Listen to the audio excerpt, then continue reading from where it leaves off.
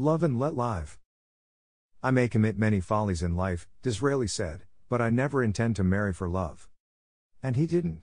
He stayed single until he was 35, and then he proposed to a rich widow, a widow 15 years his senior, a widow whose hair was white with the passing of 50 winters. Love? Oh no. She knew he didn't love her. She knew he was marrying her for her money. So she made just one request. She asked him to wait a year to give her the opportunity to study his character. And at the end of that time, she married him. Sounds pretty prosaic, pretty commercial, doesn't it? Yet paradoxically enough, Disraeli's marriage was one of the most glowing successes in all the battered and bespattered annals of matrimony. The rich widow that Disraeli chose was neither young, nor beautiful, nor brilliant. Far from it. Her conversation bubbled with a laugh-provoking display of literary and historical blunders. For example, she never knew which came first, the Greeks or the Romans. Her taste in clothes was bizarre, and her taste in house furnishings was fantastic. But she was a genius, a positive genius at the most important thing in marriage, the art of handling men. She didn't attempt to set up her intellect against Disraeli's. When he came home bored and exhausted after an afternoon of matching repartee with witty duchesses, Mary Ann's frivolous patter permitted him to relax.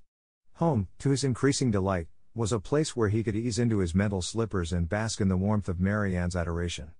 These hours he spent at home with his aging wife were the happiest of his life. She was his helpmate, his confidant, his advisor. Every night he hurried home from the House of Commons to tell her the day's news. And, this is important, whatever he undertook, Mary Ann simply did not believe he could fail. For 30 years, Mary Ann lived for Disraeli and for him alone.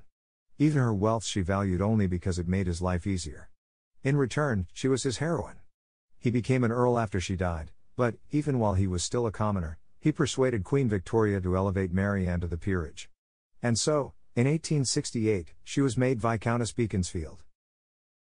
No matter how silly or scatterbrained she might appear in public, he never criticized her, he never uttered a word of reproach, and if anyone dared to ridicule her, he sprang to her defense with ferocious loyalty. Mary Ann wasn't perfect, yet for 3 decades she never tired of talking about her husband, praising him and admiring him. Result? We have been married 30 years, Disraeli said, and I have never been bored by her. Yet some people thought because Mary Ann didn't know history, she must be stupid. For his part, Disraeli never made it any secret that Mary Ann was the most important thing in his life. Result? Thanks to his kindness, Mary Ann used to tell their friends, "My life has been simply one long scene of happiness." Between them, they had a little joke. "You know," Disraeli would say, "I only married you for your money anyhow." And Mary Ann, smiling, would reply, "Yes, but if you had it to do over again, you'd marry me for love, wouldn't you?" And he admitted it was true. No, Mary Ann wasn't perfect. But Disraeli was wise enough to let her be herself.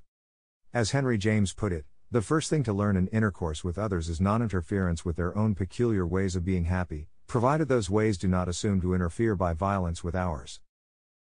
That's important enough to repeat. The first thing to learn in intercourse with others is non-interference with their own peculiar ways of being happy. Or, as Leland Foster Wood in his book, Growing Together in the Family, has observed, success in marriage is much more than a matter of finding the right person, it is also a matter of being the right person. So, if you want your home life to be happy, rule 2 is: don't try to make your partner over.